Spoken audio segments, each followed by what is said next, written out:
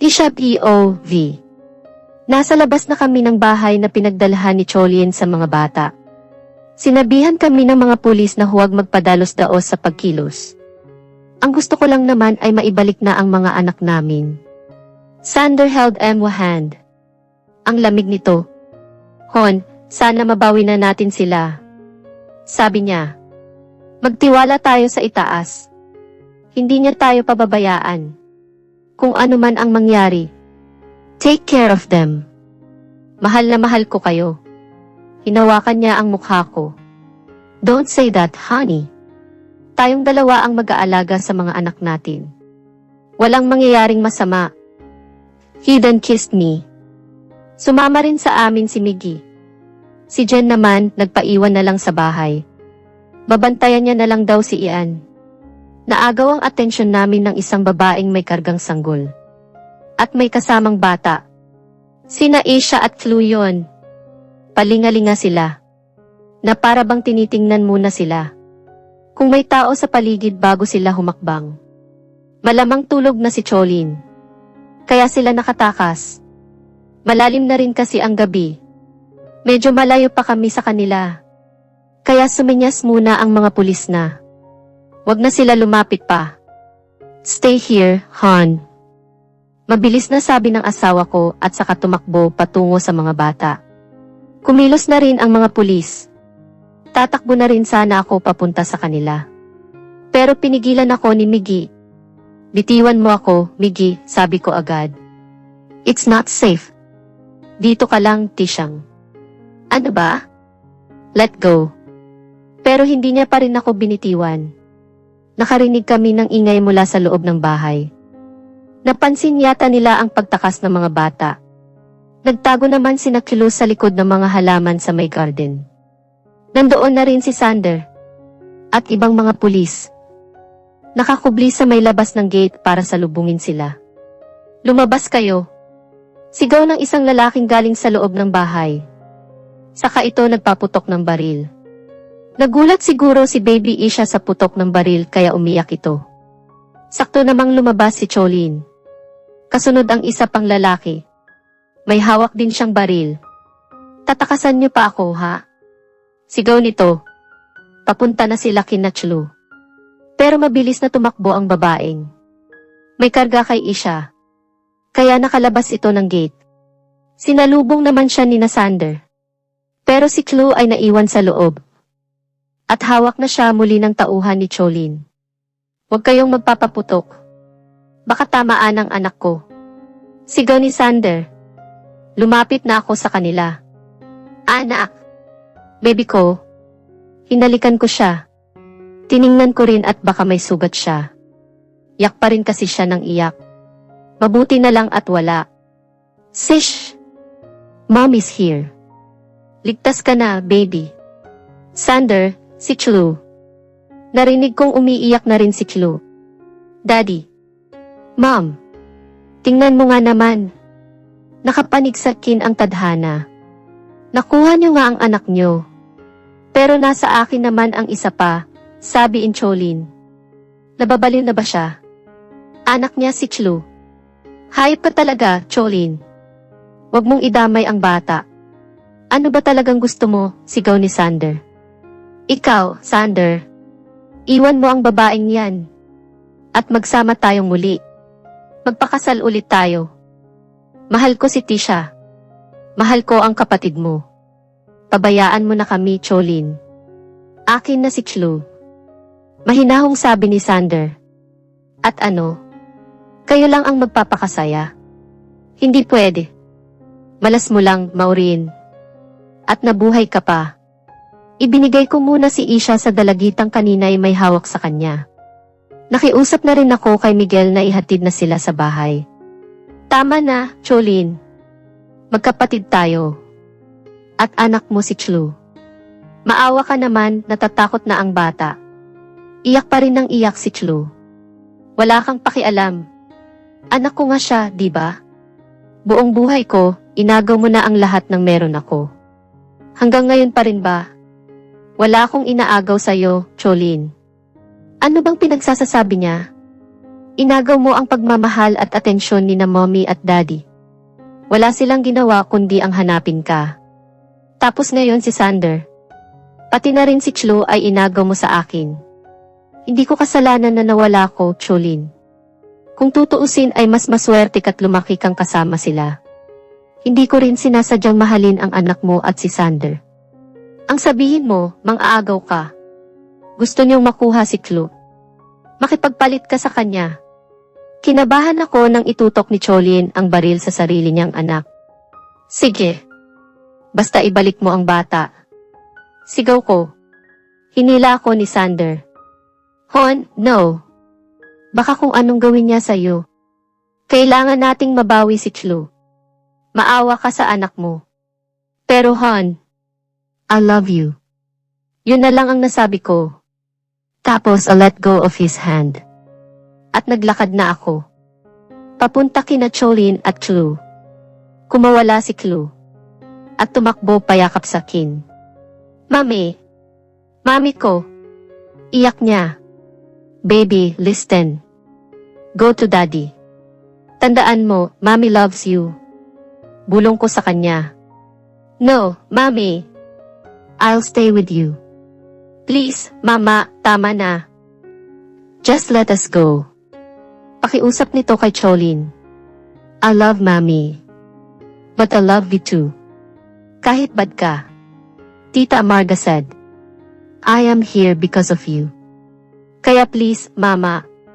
Naiyak ako sa pakiusap ni Chloe. Ang dami niyong drama. Sabi ni Cholin. Pero sigurado akong nakita kong kumislap ang mga mata niya dahil sa luha.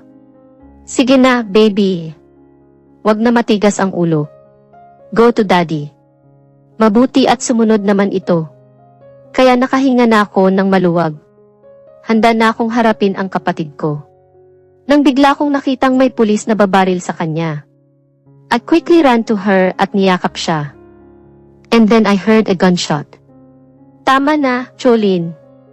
Magkapatid tayo at mahal kita. Sabi ko bago ako nakaramdaman ng kirot at saka nagdidilim ang paligid ko. Sander POV. Bakit kailangang umabot sa ganito? Yakap-yakap ko na si Chloe. Nang biglang narinig ko ang pagputok ng baril. Paglingon ko ay nakita kong nakayakap si Tisha kay Cholin. Nagkagulo ang mga pulis at nakipagpalitan ng putok ang dalawang tauhan ni Cholin. Kaya kinailangan kong itago ang anak ko. Daddy, si Mami. Si Mami. Sigaw ni Chloe. Pareho naming nakitang bumagsak ang asawa ko. Baby, stay here. At tumakbo agad ako patungo sa asawa ko. Nakatulala lang si Cholin. Habang nakaluhod at yakap-yakap ang kakambal niya. Honey, wake up. Kinuha ko si Tisha. At pilit siyang ginising. Wag mo kaming iiwan, mahal ko. Parang awa mo na. Tumakbo rin si Chloe palapit sa amin. Mukhang tapos na ang putukan. At dinampot na ng mga pulis ang dalawang kasabwat ni Cholin. Binuhat ko ang asawa ko. At dali-dali siyang isinakay sa ambulansya. Hon, please hang on. Umiiyak na rin ako. Mami, wake up. Wake up, please. Sabi ni Chloe. Bahagya namang dumilat si Tisha. Don't sirwa, bye-bye. Mahal ko kayo. Sabi niya nang namamaos ang tinig. Honey, we love you, too. I love you. Please, wag mo kaming iiwan. Hindi na siya nagsalita ulit pagkasabi ko noon. Cholin POV. 3 weeks had passed. I knew everyone hated me. And I hated myself, too. Sinayang ko lang ang buhay ko. I made my own life complicated and full of hatred. Instead of being thankful. Because as she'd said, nakasama ko ang mga magulang ko.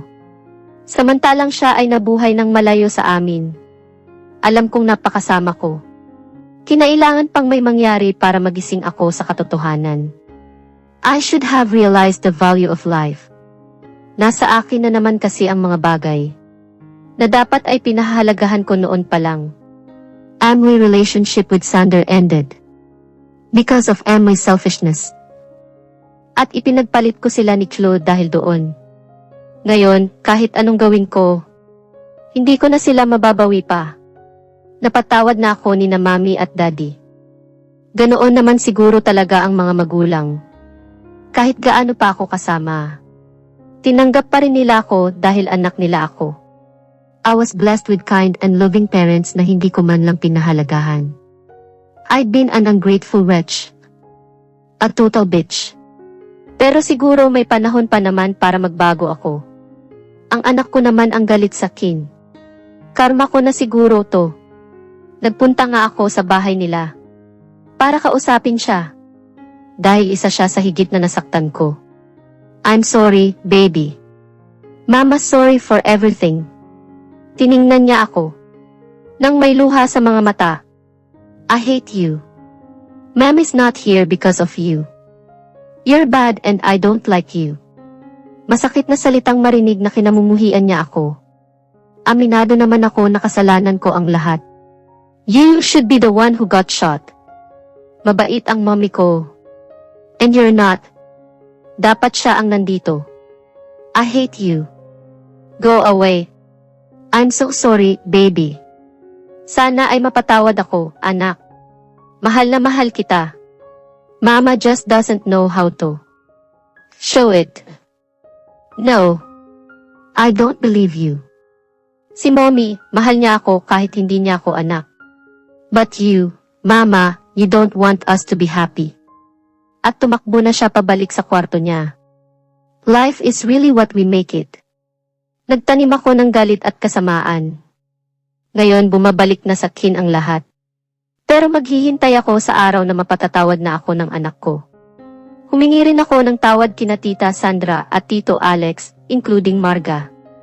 Likas naman silang mabait. Kaya pinatawad nila ako. Basta raw magbago na talaga ako. Pagkagaling ko sa kanila, dumaan ako sa flower shop at bumili ng bulaklak para kay Tisha.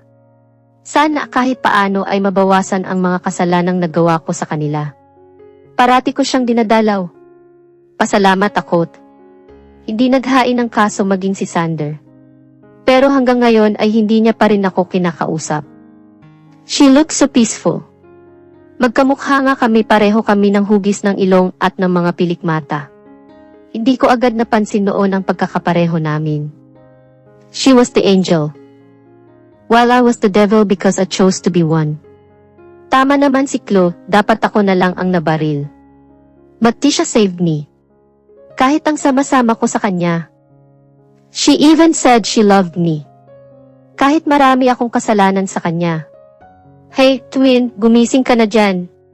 Pag di ka gumising, kukunin ko ulit sa iyo si Sander. I joked as I wiped what tears away.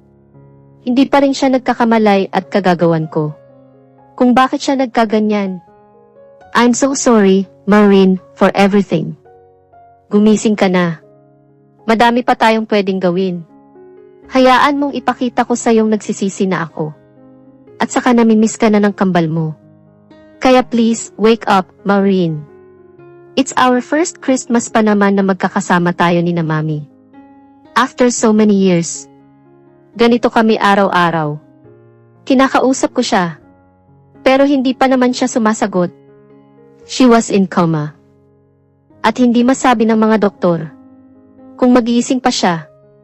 Pero alam ko, deep inside, na hindi niya iiwan ang mga anak niya at si Sander.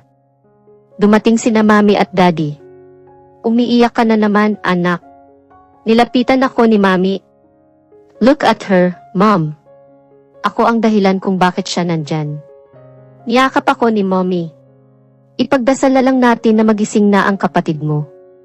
Ang mahalaga ay pinagsisisihan mo na ang mga ginawa mong kasalanan sa kanya.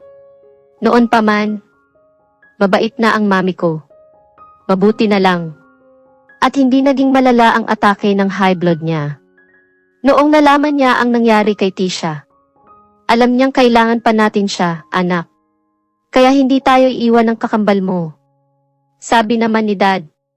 Nag-usap kaming tatlo about the past, noong maliliit pa kami ni Tisha. When Sander came, Binati niya sina mom at dad. Pero as expected, hindi niya pa rin ako pinansin. Dumiretso siya sa tabi ni Tisha at hinalikan ito sa noo. Sander POV. Hindi pa rin siya nagigising. At sa tuwing nakikita ko si Cholin, nadaragdagan ang galit na nararamdaman ko sa kanya. Kung hindi lang dahil kina Tita Connie at Tito Mauro, ipinakulong ko na siya. Nakiusap kasi sila na wag na akong magsampa ng demanda. Alam din kasi nilang hindi yon ang gugustuhin mangyari ni Tisha. Kung may malay siya, after a while ay nagpaalam na rin sila. Mabuti at hindi na nagpaiwan si Cholin. Gising na, mahal ko. Ang haba na ng itinulog mo. Magpapasko na, ako. Hinahanap ka na rin ng mga anak natin. Nami-miss ka na namin. Malamig ang panahon. At wala man lang akong makayakap hon. Hindi ba't sabay nating palalakihin ang mga anak natin? Please, mahal ko. Bumalik ka na sa amin. Sabay tayong tatanda. At alagaan natin ang isa't isa, di ba? Unang Pasko ng kambal natin. Bibigyan mo ba sila at si Chloe? I love you, honey. Kaya please bumalik ka na. Parang awa mo na. Hindi ko na malayan na nakatulog na pala ako. Pagmulat ng mga mata ko, wala na siya sa higaan niya. Bigla tuloy akong kinabahan. Saan nagpunta ang asawa ko? Tumakbo ako palabas ng kwarto at nagpunta sa nurses station. Nagtanong ako kung inilipat ba nila ng kwarto ang asawa ko. Pero wala raw silang alam na may ganoong nangyari. If so, saan nagpunta si Tisha? Sinong kumuha sa kanya? Wala rin daw napansin ang nurse na kahina-hinalang mga tao sa ospital. Baka dinala na sa morgue. Parang tumigil ang mundo ko. Nang nadinig ko ang sinabi ng kung sinong intrimitidang babae. Kung pilipitin ko kaya yung leg mo para ikaw ang dalhin doon. Bulyaw ko sa kanya. Mabilis naman akong inawat ng mga nurse. Bumalik na muna ako sa kwarto niya. Sasabihan na lang daw nila ako pag may balita na sila. Hapong-hapo akong napaupo sa gilid ng kama niya. At saka isinubsob ang ulo ko sa higaan niya. Hindi ko napigilang sumigaw. Nasaan ka na Laking gulat ko nang. Hoy, anong problema mo? Bigla akong napatingala sa kanya. Honey, hawak niya ang dextrose niya. At suot niya pa rin ang hospital gown niya. Oh, ba't parang nakakita ka ng multo dyan?